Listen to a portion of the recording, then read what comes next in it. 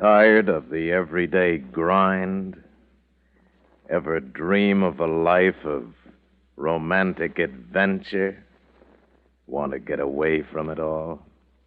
We offer you Escape. Escape, designed to free you from the four walls of today for a half hour of high adventure.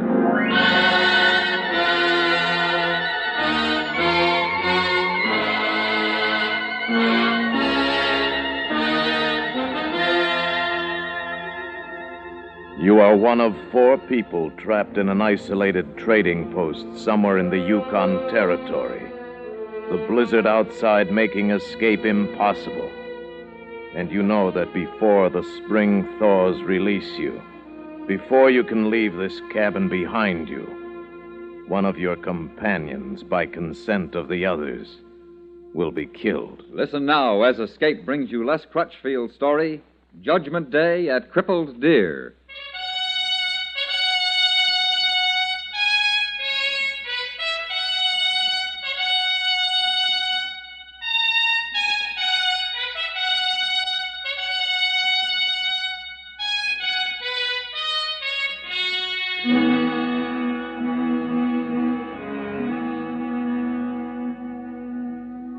I think it most unlikely that you ever heard of Crippled Deer Crossing, and you would have great difficulty locating it on a map, even though the Yukon, for the most part, is vast and empty. Crippled Deer is a trading post, one sprawling pine log building, nothing more. But it's been my home and my business for 20 years now, and in the course of time I have grown fond of it, even grown fond of the bitter cruelty of the Great North. Yes, fond, too, of the long winters, snowbound, dark, when the trappers and miners have all gone outside, and we wait alone for the coming of spring. But of one such winter I am not fond. I still wake at times from dreaming of it, lie shuddering and fearful in the darkness. That was the winter of the black snow, when the horror came moaning on the wind and no man could look in another's eyes without shame and loathing and hate. Listen, LeClaire. Listen to it. I know that sound and the gray skies and the black in the west. It's going to hit us before tomorrow morning. Oh, it's close, all right. What do you think, Joe? Many wolf track in snow last night. Much hunting. Bear now asleep. I think maybe one day, maybe 2, then big blizzard come. All right, 2 days then. That's still cutting it too close. You ought to be here by now. Real anxious, ain't you, Bella? Just can't wait. Honey, what's Marco got that we ain't got? You wouldn't know, Higgins. You would, though, wouldn't you, sweetheart? At least he's got a civil tongue in his head. And he's also got a lot of things you'd give your right arm for, Higgins. He knows how to laugh and live and how to make other people laugh and live. I'll bet he does. And he knows how to treat a woman. Yeah, any woman the way I hear it. You shut that mouth of yours right now or I'll make you wish you had. You will, Higgins, in a day or two now the blizzard comes, close the trails, and we here, then all of us together the rest of the winter, here this one building, no way to get out. I tell you once and for all, I will not have this kind of feeling. Then let him shut up. Can't take a joke. That's enough, Higgins. He's got a right to be worried. I'm worried myself. Marco and Blakey don't have enough grub up there. If they get snowed in at that mine, they can't possibly last out the winter. And that blizzard is close. Should have come down by now. I was just funning her, LeClaire. Sorry, Belle. Then watch what you're saying. Don't worry. They'll make it all right. Why, Marco Moore knows more about this country and the weather than most people. No talk. Hear sound. Well, what is it, Joe? Dog team. Sled coming. Marco. Must be Marco and Blakey. Where's those binoculars? Maybe we can see them when they come through the gap, huh? Higgins, help me open the window. Might not be them, Belle. Could be Robertson. Not him. He's too smart a Mountie to get snowed in this far from Dawson. Come on, push. All right, here. Let me see now. It's nearly too dark to... Hey, there's a sled, all right, coming out of the gap. It's them. It is them, isn't it? I can't quite make... No. No, it's only one man. A Mountie. No, not Robertson. It's Blakey. But Marco is not with him. What? Blakey coming in alone. Alone? 2 partner go. 1 come back very bad. No, shut up, Joe. Don't pay any attention to him, Bell. Marco is all right. He better be. For Blakey's sake, he better be.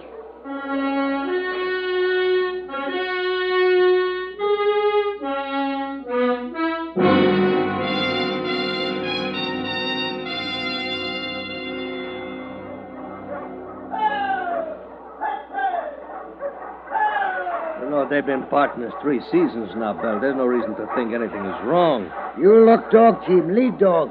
Marco's dog. What? He's right. It's that big husky with a white star. Marco got him 2 years ago.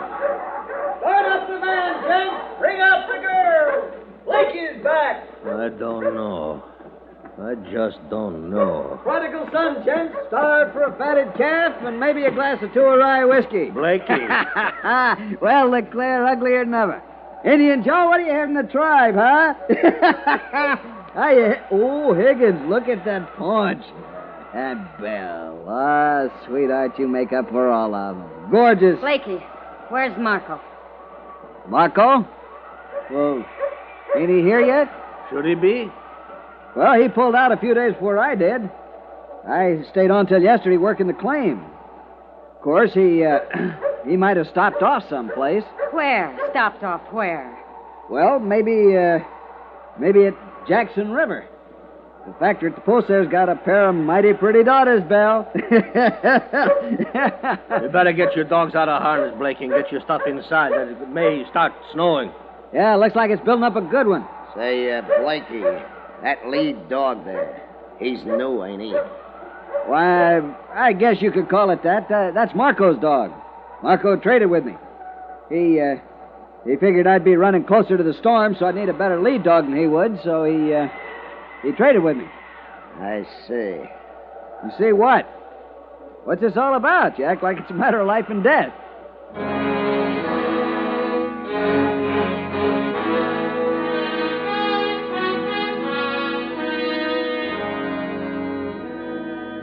The 4 of us talked it over while Blakey was unpacking his sled. It didn't add up. We agreed on that. At least it didn't add up the way Blakey was claiming. He was a born liar, we knew that, and Marco should have been at the trading post by now, even if he had stopped off at Jackson River. When Blakey came in, we ate, and then we waited some more. Still no sound of another dog sled or Marco. Wind seems to be slacking off some. Blizzard ain't far off. Wind always slacks off first. Who's for a game of pinochle? What's the matter with all of you? You ain't spoke one decent word to me since I got here. Anybody'd think I was a wolf that sneaked in out of the woods or something. Well, why don't somebody say something? How'd you get that bruise under your eye, Blakey? How'd you get that bruise? You sit around and stare at me for a couple of hours, and then the only thing you can think of to say is, how'd you get that bruise? What happened? Did you get in a fight with somebody? I got the bruise from a rock. But how? I was working in the tunnel we drove. Some rock fell out of the roof, and a piece of it hit me. That's how I got it. You're lying. What's the matter with you, Belle? You're lying, I said. You fought with Marco. That's how you got it. I ain't fought with nobody. Why would I fight with him? We was partners. Was, Blakey? I mean, we still are. What did you fight about, Blakey? Nothing. We didn't fight about nothing. You gotta have some reason, Blakey. Partners don't start fighting over nothing. I mean, we wasn't fighting. Look, I don't know why Marco isn't here. I ain't his mother. Maybe he changed his mind. He said he was going to be here. That's all I know about it. Then why isn't he? He left before you did. You said so yourself. Where is he, Blakey? I don't know. What's the matter with all of you? You think I killed him or something? Yeah. What? That's right, Blakey. We think maybe you killed him. Oh, come off of it. You're out of your mind. You're kidding. That's what it is, a joke, huh?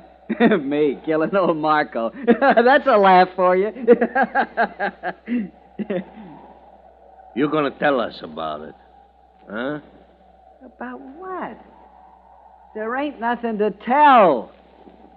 Now, look, if I had done something, why would I come straight here where you're all friends of his, where you're expecting him? Where else would you go?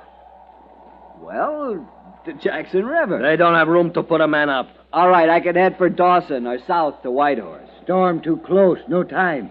Here only place. All right, answer me one thing. Why? Why do you think I'd kill him? Show him, LeClaire. Yeah. This might be the reason, Blakey.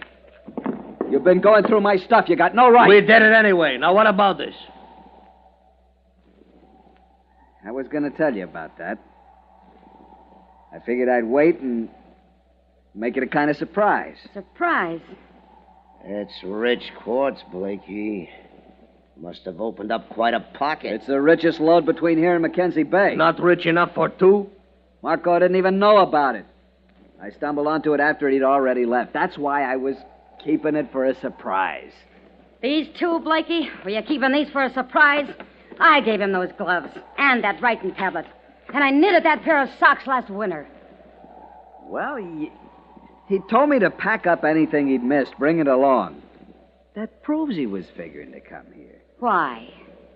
Well, look, I know you're worried about Marco and all. Do you? But you're thinking the wrong way, all of you. You're all wrong. You're mixed up.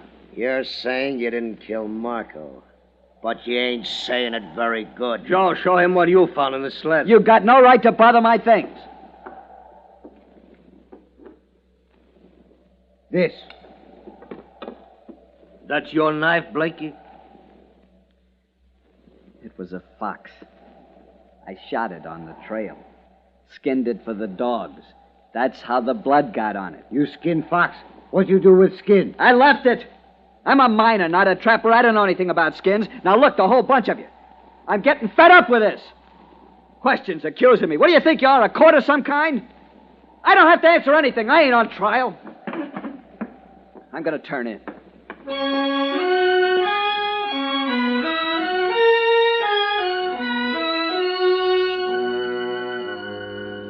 Next morning, the barometer dropped again, and we knew that blizzard would hit any minute.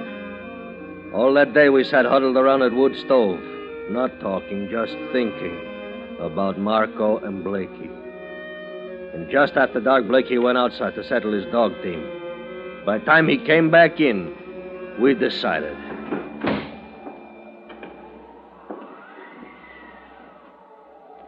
What are you all staring at? Blakey, we're going to give you a trial. A trial for what? Jury of your peers. That's the only law we got. That's all we're likely to have till spring. Robertson bypassed as he got on through to Dawson to beat the blizzard. It's just you and us, Blakey. You're crazy. You ain't the law. If you got anything to say in your own defense, any explanation... I ain't doing no more talking. You can't do nothing to me. Whatever you say, Blakey. Let's vote. Get it over with. If he won't talk, there ain't no use asking him anything else. I say he killed Marco. One vote guilty. 2. Of course he did it. Joe? He killed. That's 3 guilty, and mine makes 4. That's unanimous, Blakey. And just what do you aim to do about it? Well, we got to decide. Well, I'll decide for you. You ain't gonna do nothing. And you know why? Because of this. Grab him, Joe. Hold it. But don't none of you move. Looks a little different now, don't Put it down, Blakey. That rifle won't get you out of this. It won't, huh? Well, I'd say it's made some changes already. 4-1. You felt mighty big, didn't you? Well, how do you feel now? Things is kind of even up a little, ain't they? You can't hold us at gunpoint all winter. I ain't figuring to. I'm getting out of here. And none of you better try to stop me. Where are you planning to go? That's my business. But I sure ain't going to stay around here no longer. Now, all of you, stay right where you are. He's crazy. Where could he get to? Nowhere's maybe, but he ain't thought that far. All he knows right now is he's going to get away. Well, what are you going to do about it? Get your rifles. We go after him.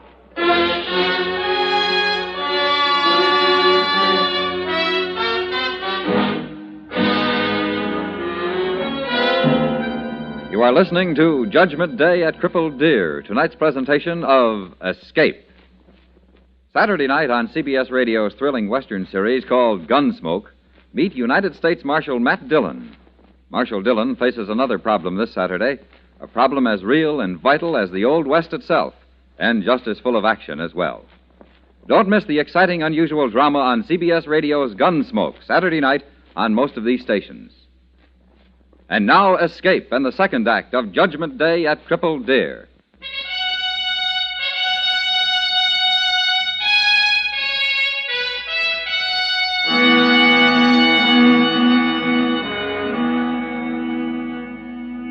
Tracking down a fellow man is not a pleasant thing, even though he's crazed with fear. But there was no choice. The four of us stood a moment longer looking at the door that had slammed shut behind Blakey, and then... Ready? Yeah, let's get it over with. Come on. Don't let him get away.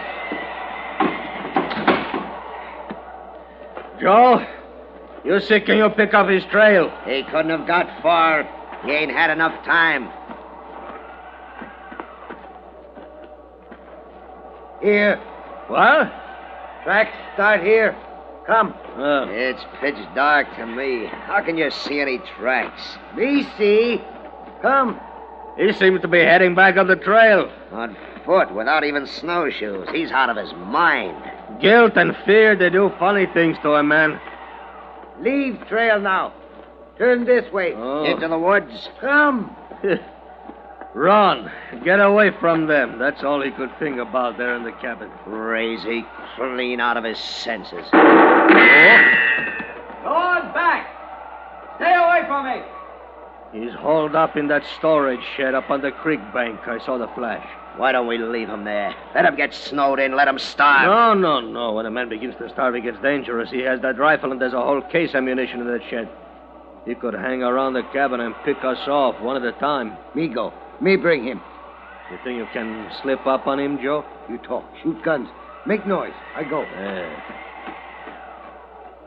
Blakey! Get out of here. Going back to the post. Maybe this'll shake him up a little.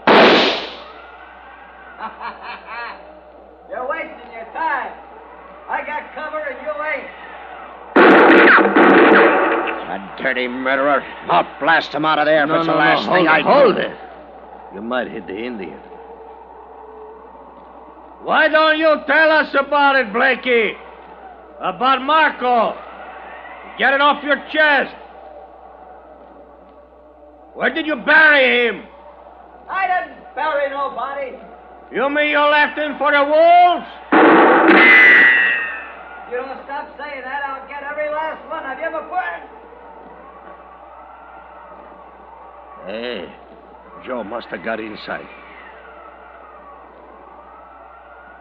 You come now. Everything all right. No trouble.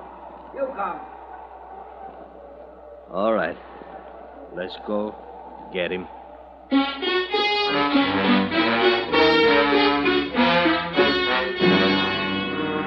We dragged him back to the post.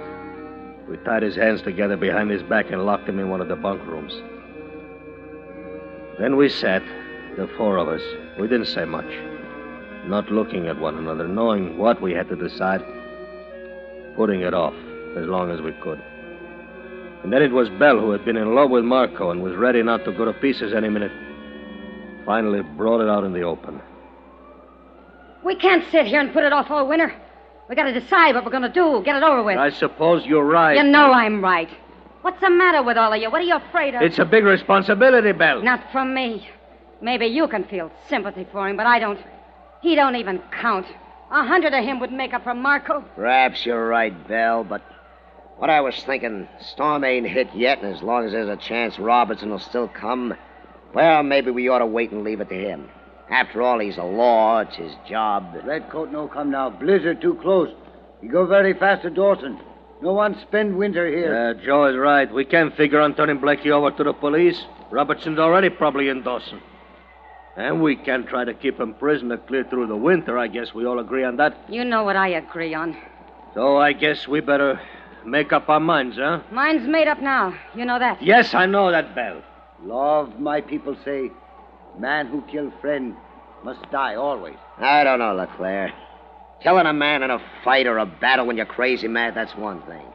But doing it in cold blood like this, well, it ain't easy to face it. It ain't the same. I guess we all feel that way about it. None of us want to do it. It looks to me like we don't have much choice. We don't, and the sooner the better. I don't know.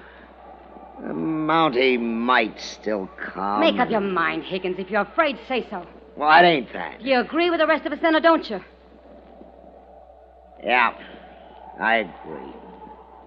Well, it's settled then. Well, we might as well get it over with, huh?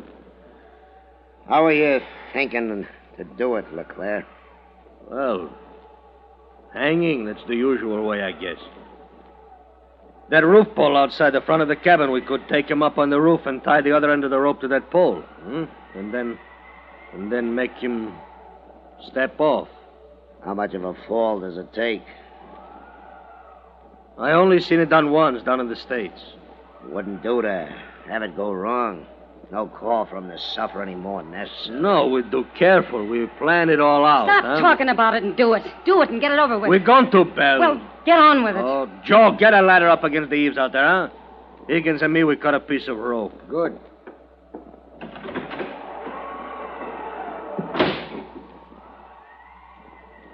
No, I guess we better tell him.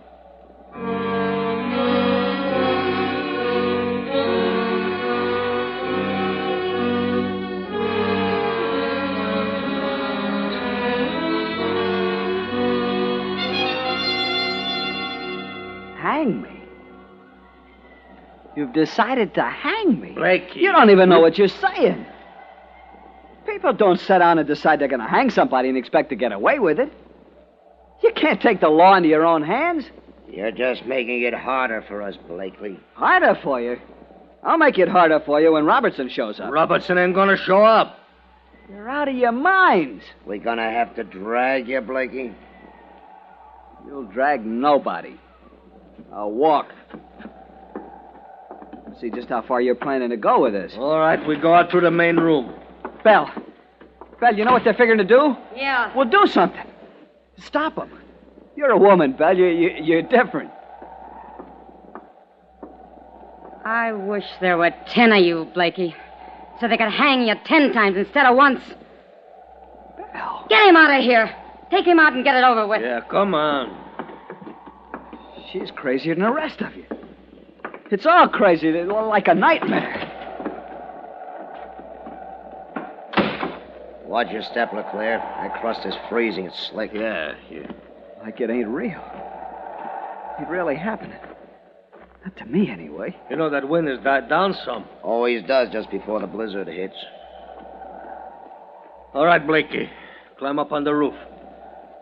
Roof? Yeah. And you climb the ladder, or you want us to help you? I can climb. You go up there by the ridgepole, Blakey, up there where Joe is standing. Yeah, better let me help you. A lot of snow on the roof. Ain't easy with your hands tied that way. All ready, rope tied. Everything ready. Oh. Well, might as well we get on with it, huh? Maybe you better tie it around his neck, LeClaire. Huh? You seen it done once. If I can remember. Hey, Blakey, come stand closer to the edge here, huh? Careful, LeClaire. It's dark. Don't slip. Yeah, that's fine. Right there now. Well, it's a joke, huh? That's what. You gents are just trying to scare me so we can laugh about it afterwards. Hold still, Blakey. A joke. Hold still. A real good joke. All right, that's time. That's very funny. Well, looks like we're ready. Yeah. Well, you got any last words, Blakey? I guess you better say them now. You jump now. Joe. You jump. Stop pushing. You jump now!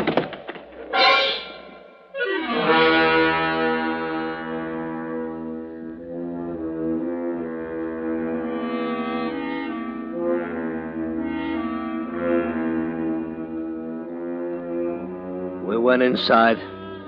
We left him swinging there, figured to take him down in daylight and bury him. I opened a bottle of brandy and we drank some fast in gulps. We needed it because it wasn't easy to do it. Not in cold blood that way. It didn't change much either when we stopped to think about it. It didn't bring Marco back to life, killing Blakey. Even Belle, who was crazy for revenge, was feeling sick. Then we got to thinking about Robertson, too, how he never missed stopping by before on his last trip out to Dawson. And then Joe heard it. Dogs! Here, dogs! Sled come! Robertson! I told you we ought to wait. Now we're in for We it. gotta do something. We gotta think of something to tell him, make up a story. What, with Blakey still hanging out there? What story? But we gotta do something. All we can do is tell him the truth and hope he sees it the way we did. He's an old-timer in the North. He'll understand. We'll make him understand. He'll be snowed in with us here. All us together for the rest of the winter. We'll make him understand. We did right. At least we know it. I think he will. Got a steak and a drink for a hungry man? Well, Marco. why all the surprise? I promised you I'd be here, didn't I, Belle? Stopped over a couple of days in Jackson River. Dang near got snowed in. Say, did Blakey make it all right? He was going to leave the mine a couple of days after I did.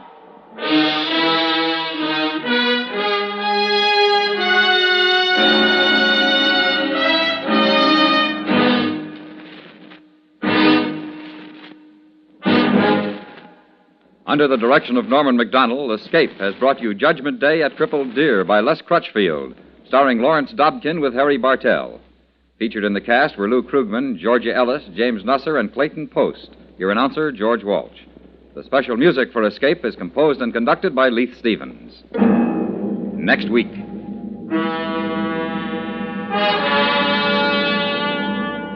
You are standing alone in a mountain village somewhere in the puppet country of Andorra, the high crags of the Pyrenees trapping the last of the daylight. And you know that in one of the stone houses facing you, behind one of the doors that is closed against you, is a beautiful woman whom you must find before she meets her death. So listen next week when Escape brings you Kathleen Height's story, The Wall.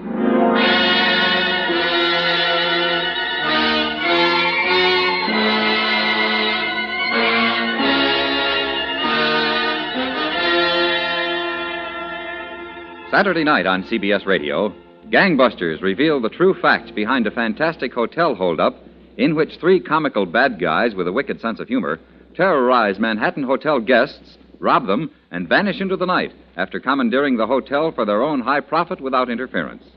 Hear Gangbusters' true crime case history Saturday night on most of these stations. Listen while you work. Enjoy Young Dr. Malone every Monday through Friday in the daytime on the CBS Radio Network.